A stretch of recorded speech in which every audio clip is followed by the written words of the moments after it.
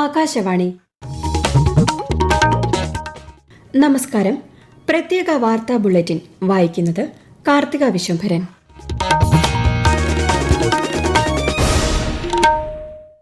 പ്രധാന വാർത്തകൾ. മണിപ്പൂരിൽ BJP MLA നാംഖേം ചന്ദ്സിംഗ് മുഖ്യമന്ത്രിയായി സത്യപ്രതിജ്ഞ ചെയ്തു. രാഷ്ട്രപതി ഭരണം പിൻവലിച്ചതിന് പിന്നാലെയാണ് സത്യപ്രതിജ്ഞ. സംസ്ഥാനത്ത് SIRന്റെ ഭാഗമായുള്ള ഹിയറിംഗിലൂടെ 19,021 പേർ വോട്ടർ പട്ടികയിൽ നിന്ന് പുറത്തായതായി മുഖ്യ തെരഞ്ഞെടുപ്പ് ഓഫീസർ. ഹിയറിംഗ് 100% പൂർത്തിയാക്കുന്ന ആദ്യ നിയമസഭാ മണ്ഡലമായി കുട്ടനാട്. നിയമസഭയിൽ സംസ്ഥാന ബജറ്റിന്മേലുള്ള ചർച്ചകൾ പൂർത്തിയായി. ശബരിമല സ്വർണ്ണക്കേസിൽ സഭയിൽ ഇന്നും പ്രതിപക്ഷ ബഹളം. സന്തോഷ് ട്രോഫി ഫുട്ബോൾ സെമിഫൈനൽ മത്സരങ്ങൾക്ക് നാളെ തുടക്കം. വാർത്തകൾ വിശദമായി. മണിപ്പൂരിൽ BJP MLA നാംഖേം ചന്ദ്സിംഗ് മുഖ്യമന്ത്രിയായി സത്യപ്രതിജ്ഞ ചെയ്തു. ഇംഫാലിലെ ലോക്ഭവനിൽ നടന്ന ചടങ്ങിൽ ഗവർണർ അജയ് കുമാർ ഭല്ല സത്യവാചകം ചൊല്ലിക്കൊടുത്തു. മണിപ്പൂരിൽ രാഷ്ട്രപതി ഭരണം പിൻവലിച്ച സാഹചര്യത്തിലാണ് സത്യപ്രതിജ്ഞ നടന്നത്. അങ്കമാലി എരുമേലി ശബരി റെയിൽവേ പദ്ധതിയുടെ 50% ചിലവ് വഹിക്കാനും ഇതിനായി 1,900 കോടി രൂപ കിഫ്ബി വഴി നൽകാനും സംസ്ഥാന മന്ത്രിസഭായോഗം തീരുമാനിച്ചു. കഴിഞ്ഞ 25 വർഷത്തിലേറെയായി ഈ പദ്ധതി സ്തംഭനാവസ്ഥയിലാണ്. സ്പേസിന്റെ ഭാഗമായ എയ്റോസ്പേസ് കൺട്രോൾ സിസ്റ്റം സെന്റർ സ്ഥാപിക്കുന്നതിന് വേളി തുമ്പയിൽ VSSC ക്യാമ്പസിനോട് ചേർന്നുള്ള 60 ഏക്കർ ഭൂമി ഏറ്റെടുക്കുന്നതിനും മന്ത്രിസഭ അനുമതി നൽകി. സംസ്ഥാനത്ത് SIRന്റെ ഭാഗമായുള്ള ഹിയറിംഗിലൂടെ 19,021 പേർ വോട്ടർ പട്ടികയിൽ നിന്ന് പുറത്തായതായി മുഖ്യ തെരഞ്ഞെടുപ്പ് ഓഫീസർ രത്തൻ യു കേൽക്കർ.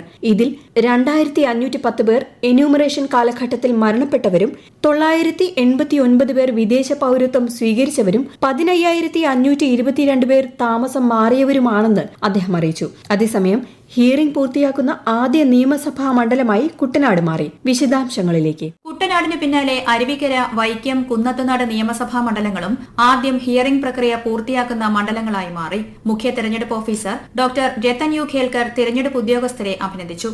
ഉദ്യോഗസ്ഥരുടെയും രാഷ്ട്രീയ പാർട്ടികളുടെയും പൊതുജനങ്ങളുടെയും സഹകരണത്തോടെ ഈ മാസം 12-നകം ഹിയറിംഗ് പ്രക്രിയ പൂർത്തിയാക്കാൻ കഴിയുമെന്ന് പ്രതീക്ഷിക്കുന്നതായി അദ്ദേഹം പറഞ്ഞു. News desk Akashvani.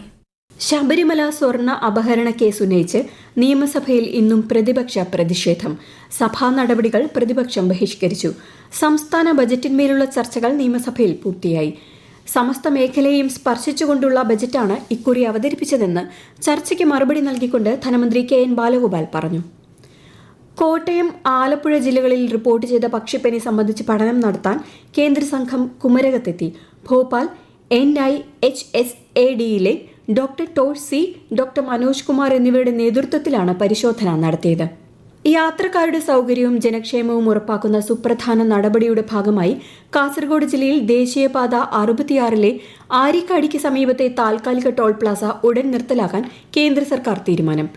ദേശീയപാത 66-ന്റെ വികസനവുമായി ബന്ധപ്പെട്ട പ്രവർത്തനങ്ങളുടെ ഭാഗമായാണ് താൽക്കാലിക ടോൾ പ്ലാസ സ്ഥാപിച്ചിരുന്നത്. ന്യൂഡൽഹിയിൽ റിപ്പബ്ലിക് ദിന പരേഡിൽ കേരളത്തിൽ നിന്ന് പങ്കെടുത്ത 172 NCC കേഡറ്റുകൾക്കും കണ്ടിജന്റ് കമാൻഡറിനും മന്ത്രി R. ബിന്ദുവിന്റെ നേതൃത്വത്തിൽ തിരുവനന്തപുരം പാങ്ങോട് സൈനിക കേന്ദ്രത്തിൽ സ്വീകരണം നൽകി. NCC Kerala Lakshadweep ADG major general Ramesh Shanmugham അധ്യക്ഷനായ ചടങ്ങിൽ ഉന്നത വിദ്യാഭ്യാസ വകുപ്പ് മന്ത്രിയുടെ പേരിൽ മികച്ച ഗ്രൂപ്പിന് നൽകുന്ന NCC ബാനർ കൊല്ലം NCC ഗ്രൂപ്പിന് സമ്മാനിച്ചു. ശബരിമല തീർത്ഥാടകർക്കായി സിയാൽ ഒരുക്കിയ ഇടത്താവള സൌകര്യം 11,000-ഓളം പേർ ഉപയോഗപ്പെടുത്തി. ദർശനത്തിനായി വിമാനമാർഗം കൊച്ചിയിലെത്തിയ തീർത്ഥാടകരാണ് ഈ സൌകര്യം പ്രയോജനപ്പെടുത്തിയത്. തമിഴ്നാട്, തെലങ്കാന, ആന്ധ്ര, കർണാടക എന്നീ സംസ്ഥാനങ്ങളിൽ നിന്നുള്ള യാത്രക്കാർക്ക് പുറമെ മലേഷ്യ, സിംഗപ്പൂർ എന്നിവിടങ്ങളിൽ നിന്നുള്ള തീർത്ഥാടകരും സൌകര്യം ഉപയോഗപ്പെടുത്തി. ശബരിമലയിലെ ആടിയ ശിഷ്ടം നെയ് വിതരണത്തിലെ ക്രമക്കേടുമായി ബന്ധപ്പെട്ട ദേവസ്വം വിജിലൻസ് കേസിൽ ദേവസ്വം ബോർഡ് ജീവനക്കാരൻ സുനിൽ കുമാർ പോറ്റി അറസ്റ്റിൽ. പത്തനംതിട്ട വിജിലൻസ് ഓഫീസിൽ നടന്ന ചോദ്യം ചെയ്യലിന് ശേഷമായിരുന്നു അറസ്റ്റ്. അതേസമയം ശബരിമല സ്വർണ്ണക്കേസിൽ മുഖ്യപ്രതി ഉണ്ണികൃഷ്ണൻ പോറ്റിയുടെ ജാമ്യ ഹർജിയിൽ കൊല്ലം വിജിലൻസ് കോടതി നാളെ വിധി പറയും. കേന്ദ്ര സർക്കാർ കേരളത്തിന് അനുവദിച്ച മെഡിക്കൽ കോളേജ് സംസ്ഥാന സർക്കാരിന്റെ കെടുകാര്യസ്ഥത കൊണ്ട് നഷ്ടപ്പെടുന്ന അവസ്ഥയിലാണെന്ന് BJP ദേശീയ നിർവാഹക സമിതി അംഗം PK കൃഷ്ണദാസ്. ESIയുടെ കീഴിൽ കൊല്ലം ആശ്രാമത്ത് അനുവദിച്ച മെഡിക്കൽ കോളേജിന് കേന്ദ്ര സർക്കാർ ആവർത്തിച്ചാവശ്യപ്പെട്ടിട്ടും എസെൻഷ്യാലിറ്റി സർട്ടിഫിക്കറ്റ് നൽകാൻ സംസ്ഥാന സർക്കാർ തയ്യാറായിട്ടില്ലെന്ന് അദ്ദേഹം പറഞ്ഞു. ഈ വാർത്തകൾ ആകാശവാണിയിൽ നിന്ന്. ആകാശവാണി വാർത്തകളും വാർത്താധിഷ്ഠിത പരിപാടികളും All India Radio News Thiruvananthapuram YouTube ചാനലിലും @All India Radio News Thiruvananthapuram Facebook പേജിലും AR News_ തിരുവനന്തപുരം ഇൻസ്റ്റഗ്രാം അക്കൌണ്ടിലും @AR News_TVM X ഹാൻഡിലും ലഭ്യമാണ്. കേരളവും കശ്മീരും ആത്മീയമായും സാംസ്കാരികമായും ആഴമുള്ള ബന്ധം പങ്കുവയ്ക്കുന്ന പ്രദേശങ്ങളാണെന്ന് governor Rajendra Vishwanath Arlekar.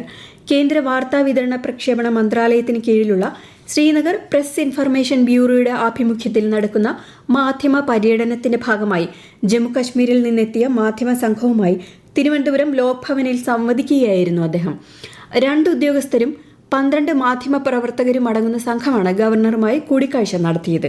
Press Information Bureau additional director general V പളനിച്ചാമിയും PIB ശ്രീനഗറിലെ media and communication officer Majeed പണ്ഡിറ്റും സന്നിഹിതരായിരുന്നു. പ്രാദേശിക മാധ്യമ പ്രവർത്തകർക്കായി കേന്ദ്ര വാർത്താവിതരണ പ്രക്ഷേപണ മന്ത്രാലയത്തിന് കീഴിലുള്ള കൊച്ചി പ്രസ് ഇൻഫർമേഷൻ ബ്യൂറോ സംഘടിപ്പിക്കുന്ന മാധ്യമ ശില്പശാല നാളെ എറണാകുളത്ത് നടക്കും.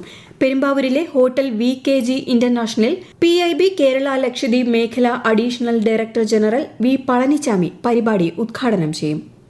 അന്താരാഷ്ട്ര ഫോക്ലോർ ഫെസ്റ്റിവലിന് നാളെ തിരുവനന്തപുരത്ത് തുടക്കമാകും. മുഖ്യമന്ത്രി പിണറായി വിജയൻ മേള ഉദ്ഘാടനം ചെയ്യും. കൂടുതൽ വിവരങ്ങളുമായി ആകാശവാണി തിരുവനന്തപുരം ജില്ലാ പ്രതിനിധി രജു കോലിയക്കോട്.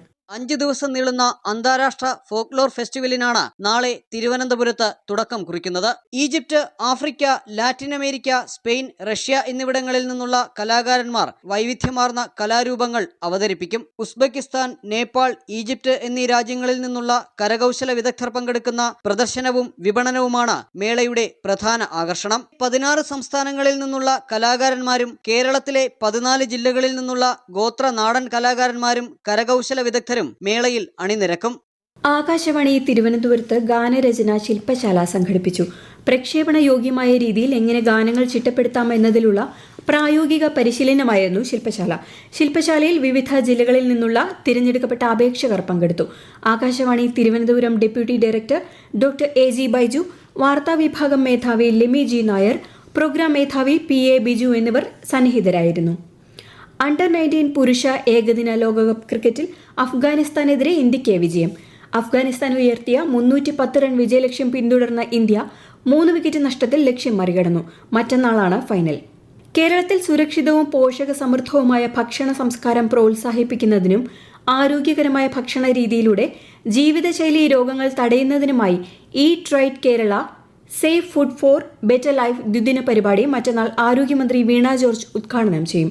ആരോഗ്യകരമായ ഭക്ഷണശീലം വളർത്തുന്നത് ലക്ഷ്യമിട്ടുള്ള സെമിനാറുകൾ, മില്ലറ്റ് മേള, exhibition, food fest, cultural programme എന്നിവ പരിപാടിയുടെ ഭാഗമായി സംഘടിപ്പിക്കും. സന്തോഷ് ട്രോഫി ഫുട്ബോൾ സെമിഫൈനൽ മത്സരങ്ങൾ നാളെ നടക്കും. സെമിയിൽ കേരളം പഞ്ചാബിനെയും സർവീസസ് റെയിൽവേസിനെയും നേരിടും. തിരുപ്പതി ലഡു പ്രസാദം തയ്യാറാക്കാൻ ഉപയോഗിക്കുന്ന നെയ് സംഭരണവുമായി ബന്ധപ്പെട്ട പ്രശ്നങ്ങൾ പരിശോധിക്കുന്നതിനായി ഹ്രസ്വകാല ഭരണസമിതി രൂപീകരിക്കുമെന്ന് ആന്ധ്രാപ്രദേശ് സർക്കാർ. നെയ് സംഭരണവും ഗുണനിലവാരവും സംബന്ധിച്ച് പ്രത്യേക അന്വേഷണ സംഘത്തിന്റെ കണ്ടെത്തലുകൾ ഭരണസമിതി പരിശോധിക്കും. സംസ്ഥാനത്ത് കഴിഞ്ഞ 10 വർഷങ്ങളിലായി നടപ്പാക്കിയ ഹരിത കേരളം മിഷൻ ദേശീയ പരിസ്ഥിതി സമ്മേളനത്തിന്റെ ഉദ്ഘാടനം മുഖ്യമന്ത്രി പിണറായി വിജയൻ ഈ മാസം 23-ന് തിരുവനന്തപുരത്ത് നിർവഹിക്കും.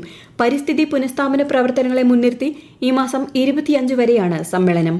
പ്രധാന വാർത്തകൾ വീണ്ടും. മണിപ്പൂരിൽ BJP MLA നാം ഖേം ചന്ദ് സിംഗ് മുഖ്യമന്ത്രിയായി സത്യപ്രതിജ്ഞ ചെയ്തു.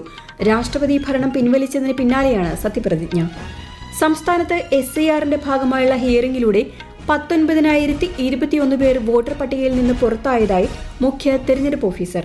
ഹിയറിംഗ് 100% പൂർത്തിയാക്കുന്ന ആദ്യ നിയമസഭാ മണ്ഡലമായി കുട്ടനാട്. നിയമസഭയിൽ സംസ്ഥാന ബജറ്റിന്മേലുള്ള ചർച്ചകൾ പൂർത്തിയായി. ശബരിമല സ്വർണ്ണക്കേസിൽ സഭയിൽ നിന്നും പ്രതിപക്ഷ ബഹളം. സന്തോഷ് ട്രോഫി ഫുട്ബോൾ സെമിഫൈനൽ മത്സരങ്ങൾക്ക് നാളെ തുടക്കമാകും. പ്രത്യേക വാർത്താ ബുള്ളറ്റിൻ കഴിഞ്ഞു. അടുത്ത വാർത്താ പ്രക്ഷേപണം നാളെ രാവിലെ 6:45-ന്.